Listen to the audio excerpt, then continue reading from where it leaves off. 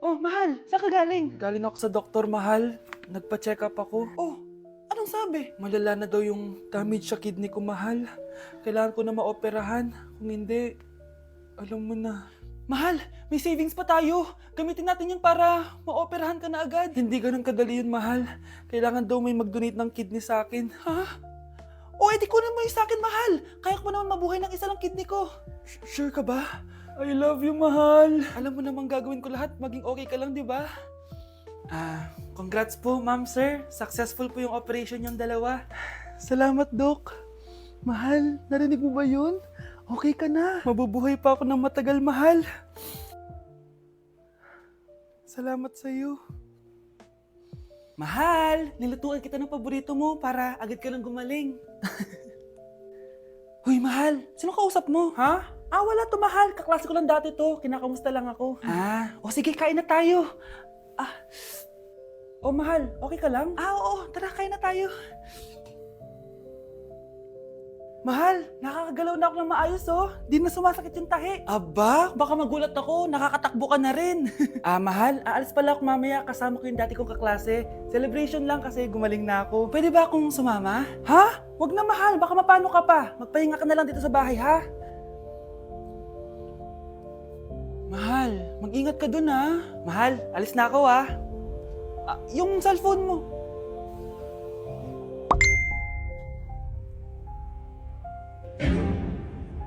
Sino to?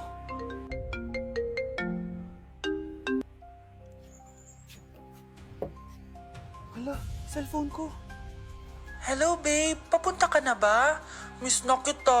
Mahal, naiwan ko yung cellphone ko. Walang yaka. May kabit ka?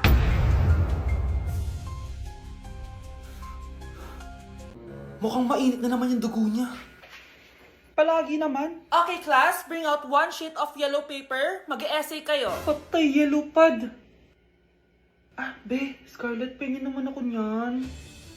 Ayoko. Last week ka pa, ha? Ikaw na nakaubos ng yellow pad ko. Ha? Bumili ka kaya? Sorry. Class, pass your research paper. Last week pa yan. Ma'am, eto na po yung akin. Oh, Scarlett, nasa yung mga grupo mo? Tinanggal ko na po. Ha? Ba't mo kami tinanggal? Yung mga pinapasa mo, walang kwenta. Binigyan na kita ng chance, di ba? At ikaw naman, Samantha, hindi ka naman nag-send ng GC, di ba? Oh, kayong dalawa, gumawa kayo ng sarili nyong research ha? Bes, paano na tayo niyan? Pinapainit niya talaga dugo ko ah. Bakit kaya palagi mainit yung dugo ni Scarlett? Baka mabigat lang yung pinagdadaanan niya, be. Miss, sorry. Okay ka lang? Ano ba yan? Kasi tumitingin sa dinadaanan eh. Bes, tignan mo. Bulag ka ba, ha? Kita mong dumadaan ako dito tapos babanggain mo ako? Wow, maldita ka! Kala mo di kita papatulan? Oh, bakit? Porket cute ka? Porket type kita? Ayun, love life lang pala kailangan niya. Nakakakilig sila, bes. Type niya daw ako? Nakakainis, ba't ko ba nasabi yun? Bes, kaya pa? Parang pasuko na itsura mo. Sobrang dami pala nito, bes. Grabe, ang fresh mo pa din. Paano yan? Huwag ka maingay, bes. Eto ang sekreto ko. G2G Perfect Cover Cushion. Perfect talaga to kasi lightweight na and high coverage pa. Oh, tignan nyo naman. May 3 shades to and ang shade ko ay ang custard. Try nating basain yung face ko. Oh, ayan. Ayan. O diba, ang hirap tanggalin. Love na love ko talaga to kasi waterproof, long-lasting, and transfer-proof. Plus, skincare infused din to kaya hulas-proof talaga. For only 345 pesos lang to. Wow, ang affordable naman yan, bes. Bibili ako niyan. O eto, bes, sa'yo na to para fresh tayo bukas sa exam. Salamat, bes. The best ka talaga. Hala, nalipat na naman ako ng classroom. Bakit kinder yung nakalagay dito? Saan yun? Ba't puro mga bata yung nandito? Hi mga bata!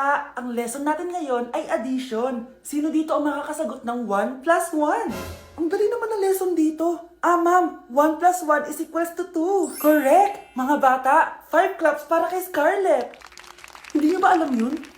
Mga bata, science na tayo ha? Ilan ang planeta sa solar system natin? Ba't walang nagtataas ng kamay? Ma'am, there are 8 planets in our solar system. Correct! Siguro nag-a-advance reading si Scarlett. Lo, ba't parang walang alam yung mga kaklase ko? Okay, tatatakan ko ng star sa kamay ang makakasagot neto. What are the primary colors? Ha? Ba't ang dadali na subject dito? Last sem, nag-research lang ako eh.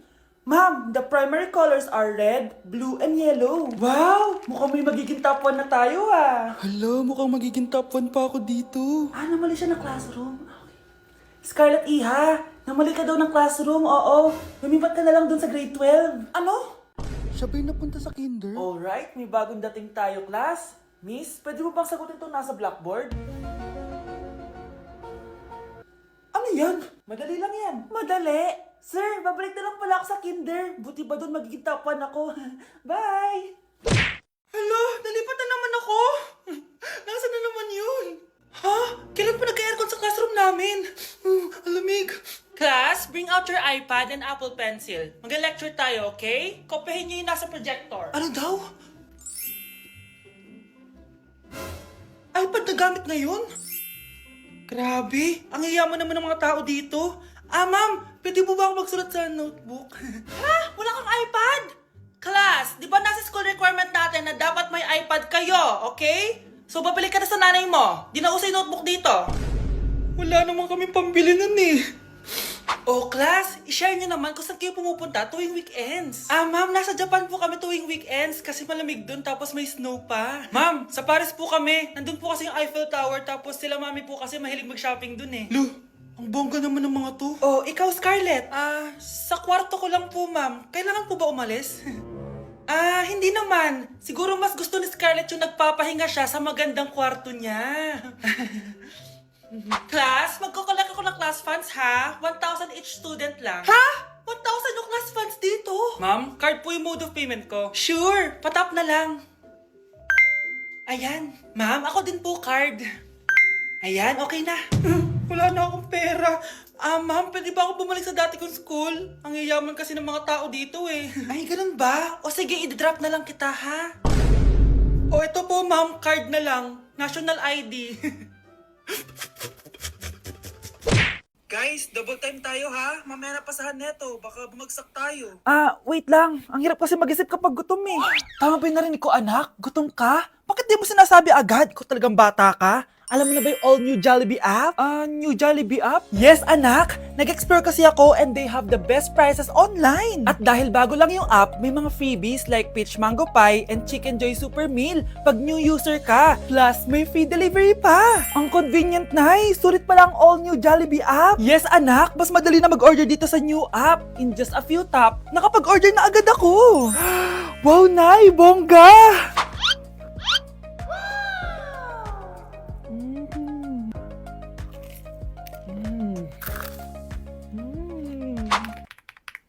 Ayan, napasa ko na yung research namin. O, diba? Sabi ko sa'yo, ikain mo lang yan eh. Kaya ikaw, i-download mo na ang all-new Jollibee app. Order na! Kakarating lang namin dito sa Vietnam at ano pa bang gagawin natin? Titikim tayo ng convenience store food. Hello, umuulan, tara na! Guys, hindi humihinto yung mga sasakyan dito kaya tatawid ka talaga. Update guys, buhay pa ako at hulaan nyo kung nasan ako. O diba, walang ganyan sa Pilipinas. First time namin dito sa Vietnam. Kaya naman excited ako kung ano ba meron dito sa convenience store nila. Kita nyo naman, ang dami din choices dito. Guys, may paanong manok dito oh. Check out natin to. Guys, parang ang sarap na itong Nutella banana oh. Guys, tignan yung hotdog dito oh. Kinakain daw to ng hello kaya i-check out na natin to. Tignan nyo yung mga drinks nila dito, parang lalagyan na lang ng ice. Parang masarap to guys oh, itong kulay ube. Hala guys, may Vietnamese oh. Sarap! Check out ko din yan! Grabe, bakit ang mahal? 345,000? Tikman na natin! Una natin tong Nutella banana. Guys, tignan nyo. Masarap siya! Bilhin nyo to guys, 10 out of 10. Next natin tong Thai chili paste and chicken floss. Let's go! Medyo malansa siya guys. Pati nasa loob niya. Sarap! 10 out of 10 din to guys! So ito daw. Tignan natin. Puro laman. Oo nga. Sobrang sarap, walang eme. Ano naman ito, pusa? Sorry. Oh, ay. Ala, sarap nito! Sarap niya! 1 million out of 10! Next natin tong hotdog nila na hindi na niluluto. So, ganito siya guys. Pinil ko lang siya. Ang sarap! 9 out of 10 to sa akin. Next natin tong mix na spicy Korean chicken. Ayan, ganito yung tsura niya. Sarap siya. Hindi ko sabay. Sarap kaya. 8.5 out of 10. Masarap siya. Next natin tong Changarotyong na chicken feet or paa ng manok.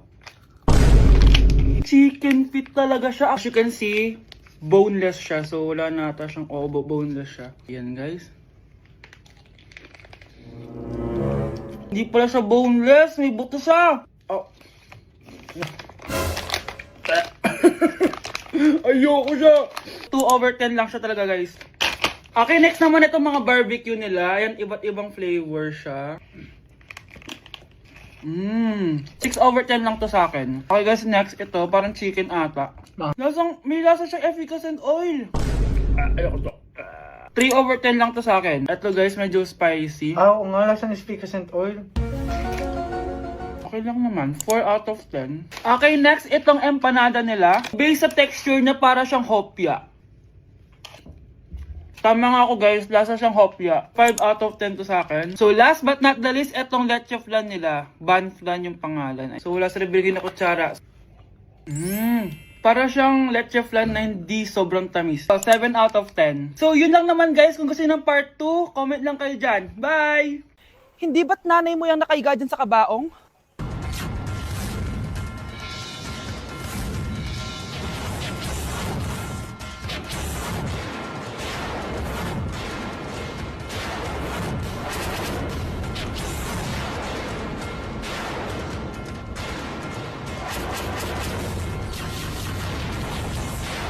First time ko pumunta sa mga gantong event, guys. Kaya tara, samahan niyo ako.